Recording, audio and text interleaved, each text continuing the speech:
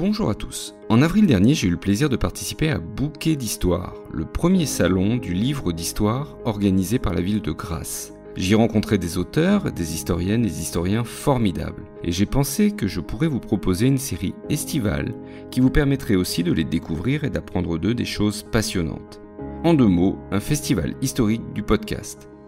Chaque lundi, retrouvez donc un nouvel épisode. Bonne écoute.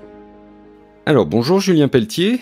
Bonjour Stéphane. Vous êtes un historien spécialiste du Japon et notamment de son histoire militaire. Vous collaborez régulièrement avec le magazine Guerre et Histoire et vous êtes l'auteur de plusieurs livres remarqués, dont Le Crépuscule des samouraïs, Le sabre et le typhon. Et votre ouvrage le plus récent sur ces questions, c'est Une autre histoire des samouraïs, le guerrier japonais entre ombre et lumière, qui est paru chez Perrin en 2023. Vous êtes aussi un infographiste historique, vous êtes l'auteur des infographies de la Révolution française et de 1942, 2 ouvrages qui sont parus chez Passé Composé. Alors, Julien Pelletier, ma première question sera quelle est l'origine des samouraïs et comment leur rôle a-t-il évolué au fil des siècles dans la société japonaise ? Alors le samouraï, c'est celui qui sert. C'est l'étymologie, c'est l'origine même de son nom. Et qui sert-il ? Il sert les grands aristocrates de la cour impériale, qui bien sûr préfèrent rester auprès du souverain et des cercles du pouvoir, donc à Heian-kyo, qui deviendra Kyoto. On est donc à la période Heian, dans le grand découpage de l'histoire du Japon, qui va se terminer autour de l'an 1000, et c'est au cours de cette période Heian que les samouraïs commencent à émerger, d'abord dans les provinces, dans les 66 provinces que compte le Japon traditionnel.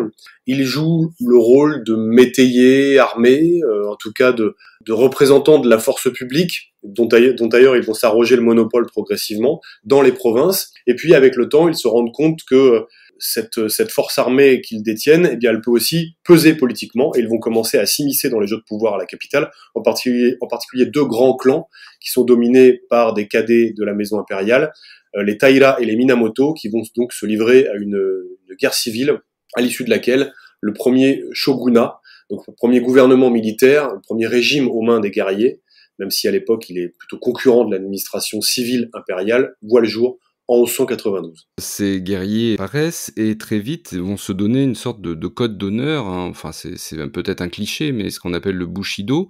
Et qu'est-ce que c'était que ce Bushido et comment ce code d'honneur influençait la vie des samouraïs ? C'est un code qui a beaucoup évolué à travers le temps. D'abord, c'est un code qui est protéiforme, c'est un code qui n'est pas unique et qui ne prendra sa forme, disons, canonique que tardivement, qu'à partir du XVIIe, voire du XVIIIe siècle. Auparavant, on parle plutôt de Kyuba no Michi ou de codes qui se réfèrent plutôt à la pratique tactique du samouraï, c'est-à-dire l'archerie équestre. Et donc, on va plutôt parler de voie de l'arc et du cheval, de voie des flèches. En tout cas, ce sont des approches beaucoup plus pratiques, moins doctrinales, et les aspects plus philosophiques apparaîtront beaucoup plus tardivement. Paradoxalement, avec la fin des guerres civiles, il faut donc attendre le début de la période Edo, qui est donc à l'orée du XVIIe siècle, pour voir aussi émerger tout un courant de pensée qui va désormais tâcher de justifier la domination sociale qu'exercent les samouraïs par une supposée supériorité morale en les parents donc de vertus qui sont toutes contenues dans le Bushido. Alors le Bushido, c'est la voie du guerrier. On sait pas, il est très, très difficile de savoir dans quelle mesure les guerriers se reconnaissaient vraiment dans cette éthique particulière et considéraient qu'elle pouvait leur apporter un ascendant sur le reste du peuple. Le fait est qu'elle commence vraiment à être théorisée tardivement, donc on l'a dit, à l'orée du XVIIe siècle, et les principaux apports de cette période-là vont être donc des ajouts à cette base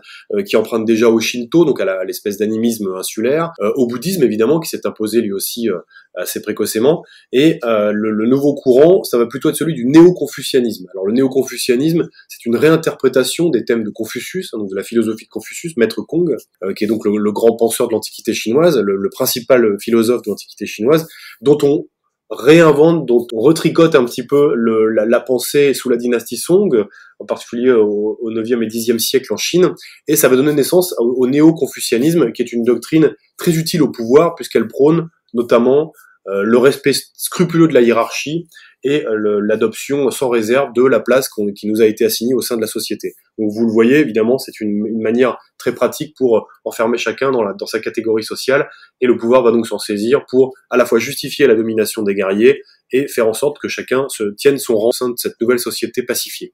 Alors justement, comment les samouraïs se distinguent-ils des autres classes sociales, et militaires au Japon? Est-ce qu'ils se distinguent par des vêtements, par une façon de parler, des coutumes particulières? Enfin, qu'est-ce qui leur permet de distinguer un samouraï d'un autre guerrier?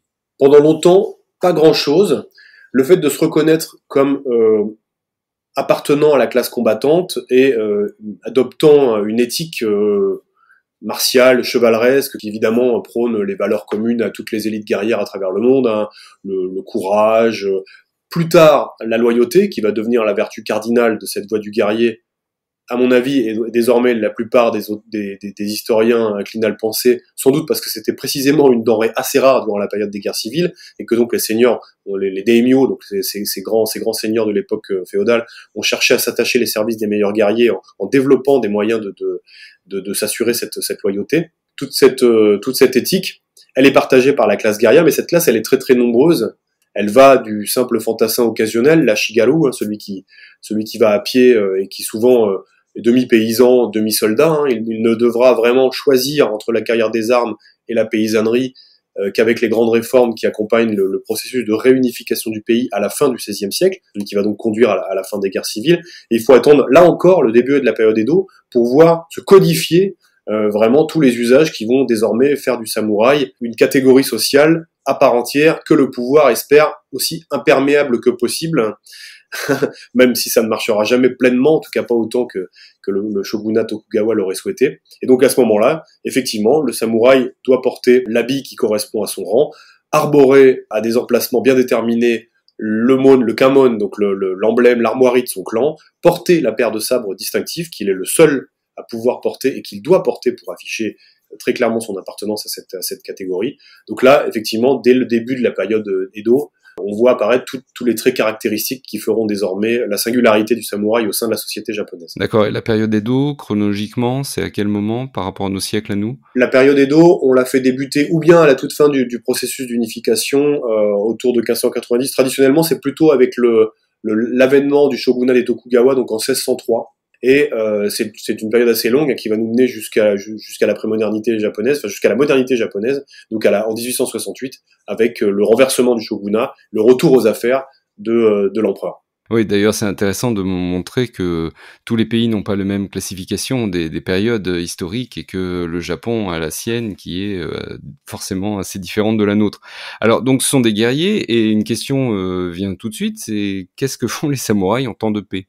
Mais pas grand-chose justement, et c'est bien là tout le drame, c'est que rapidement on en vient à les considérer comme des parasites. En tout cas, c'est un terme qui commence à apparaître dans les chroniques, un mot de moins en moins couvert, tandis que se poursuit la période Edo. Et donc ces guerriers, pendant tout le XVIIe siècle, on a beaucoup de textes très empreint de nostalgie, très réactionnaire, hein, qui vraiment idéalise le temps des guerres civiles, le moment où le samouraï pouvait montrer sa bravoure au combat, pouvait afficher sa supériorité, sa virilité.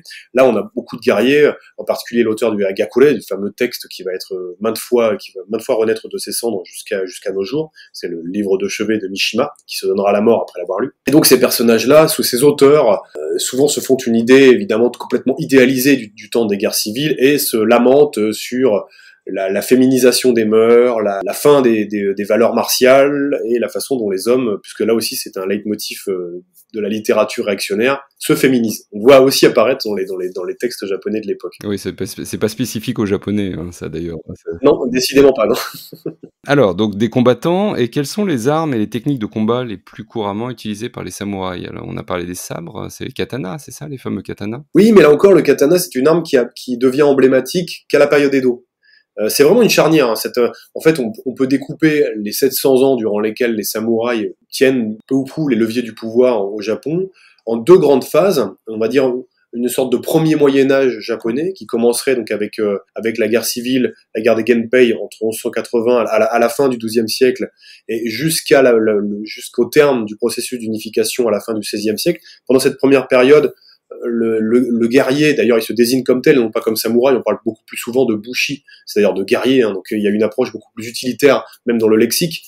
Pendant toute cette période-là, le samouraï est d'abord et avant tout un archer monté, un cavalier archer. Et c'est vraiment ce qui le distingue, parce que ça nécessite évidemment un entraînement très soutenu, hein, et qui commence dès le plus jeune âge.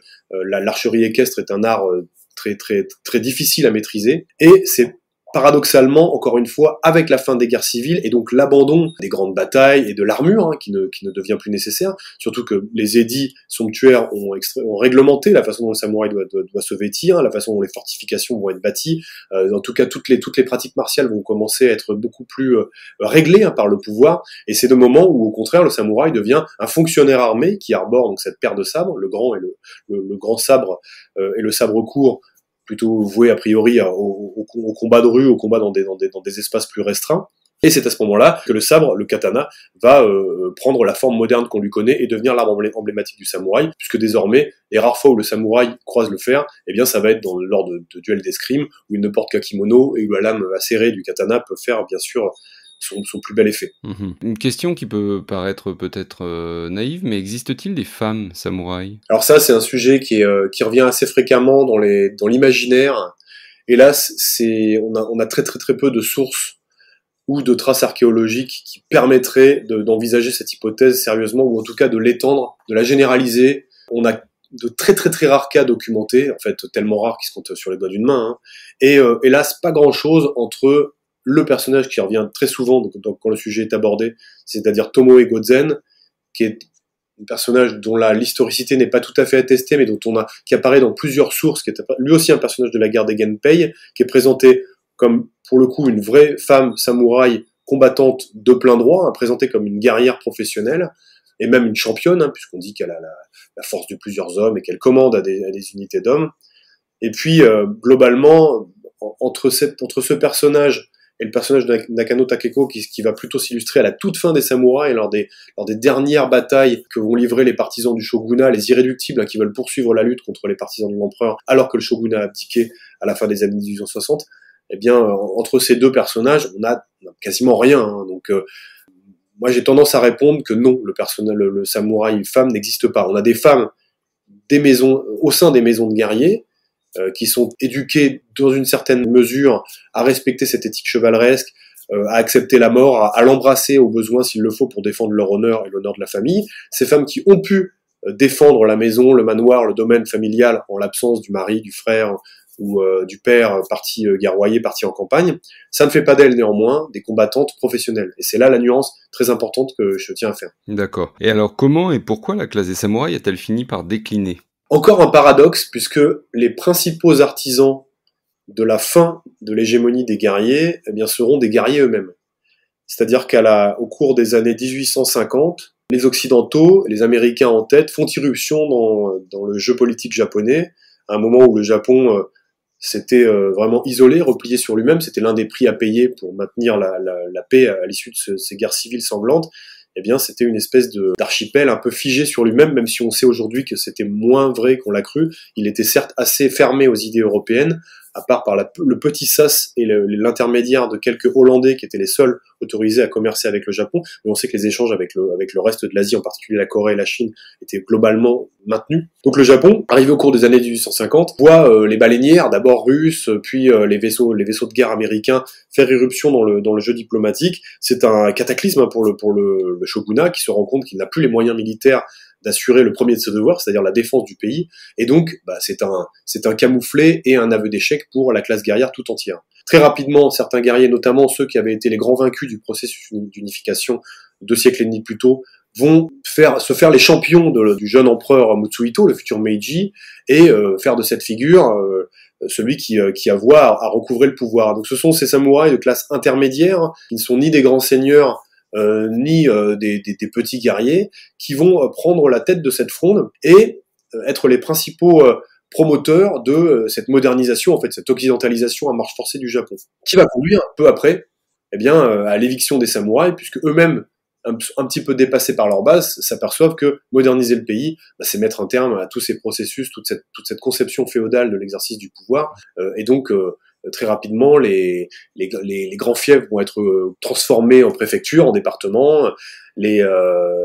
Les châteaux vont devenir des capitales, les villes castrales vont devenir des capitales départementales, et donc bien sûr cette modernisation va sonner le glas de la domination des guerriers sur le pays. Et il y a une résistance, hein, il y a résistance de quelques-uns qui refusent la modernisation en fait. Oui, et parfois ce sont les mêmes. Hein. Celui qui est souvent présenté comme le dernier samouraï, Saigo Takamori, il se trouve que c'était lui aussi l'un des principaux artisans de la restauration impériale. C'est lui qui forme la toute jeune armée impériale, c'est lui qui l'entraîne aux techniques modernes. Hélas, il ne fait pas partie de cette délégation qui part voir le monde et qui est composée d'une bonne part des membres du gouvernement et qui, en fait, à l'issue d'un très long voyage en Europe, rentre au pays complètement convaincu de la nécessité de moderniser encore plus vite, d'accomplir des réformes encore plus brutales, hein, puisque faut quand même se rendre compte que en seulement une vingtaine d'années, le Japon accomplit des réformes d'une brutalité sans précédent. Qui coûte aussi cher à cette classe guerrière, et donc beaucoup de guerriers se sentent un peu les dindons de la farce. Ce Saigo Takamori se retrouve à son corps défendant mener l'ultime rébellion guerrière du pays en 1877, à l'issue de laquelle les samouraïs cette fois sont vraiment vaincus militairement, défaits militairement, et écartés des cercles du pouvoir. Ils parviendront quand même à se maintenir, notamment au sein de l'armée, hein, cette nouvelle armée impériale qui a quand même besoin de cadres. Donc la marine et l'armée va recruter en masse d'anciens samouraïs. Alors finalement, quel est l'impact des samouraïs sur la culture et l'art japonais, je dirais presque jusqu'à nos jours? Assez large et assez diffus. On peut quand même considérer que ce néo-confucianisme qui a été vraiment la marque de la domination des samouraïs, il est encore très très présent dans la psyché japonaise, notamment dans le rapport à la discipline, le rapport à la mort aussi, à l'acceptation d'un certain stoïcisme, on pourrait dire, nippon, le respect de la hiérarchie, le respect de l'autorité, le primat du groupe sur l'individu sont à certains égards des héritages de la domination, de la suprématie des samouraïs. Bien sûr, c'est encore aussi une figure qui a joué un très très grand rôle dans la construction du roman national japonais. Évidemment, de même qu'en Europe, on s'est identifié à de glorieux ancêtres combattants, ici les Germains, là les Gaulois, ailleurs les chevaliers. Les Japonais se sont passionnés pour la figure du samouraï, qu'ils ont eux aussi paré de toutes les vertus, qu'ils ont idéalisées, qu'ils ont ciselées pour la rendre conforme à ce récit national. Donc quelque part, ce personnage, il continue pour moi, c'est une sorte de phénix qui ne cesse de renaître aujourd'hui, alors qu'il avait été vraiment affublé de tous les torts pendant la Seconde Guerre mondiale, et longtemps persona non grata. Après la guerre, les autorités d'occupation américaines veulent vraiment le bannir de la psychologie, de l'imaginaire collectif japonais. Finalement, à peine une décennie plus tard, il renaît dans le cinéma, notamment derrière la caméra de Kurosawa, devant la caméra de Kurosawa, et puis il renaît encore un peu plus tard avec le manga, avec le jeu vidéo. C'est un personnage qui vraiment ne quittera, je pense, jamais l'imaginaire collectif japonais. Eh bien, merci beaucoup pour tous ces renseignements. J'invite les auditeurs à se reporter donc à votre livre Une autre histoire des samouraïs, le guerrier japonais entre ombre et lumière. C'est chez Perrin en 2023. Vous avez toutes les références en description de cet épisode. Merci beaucoup, Julien Pelletier. Merci Stéphane.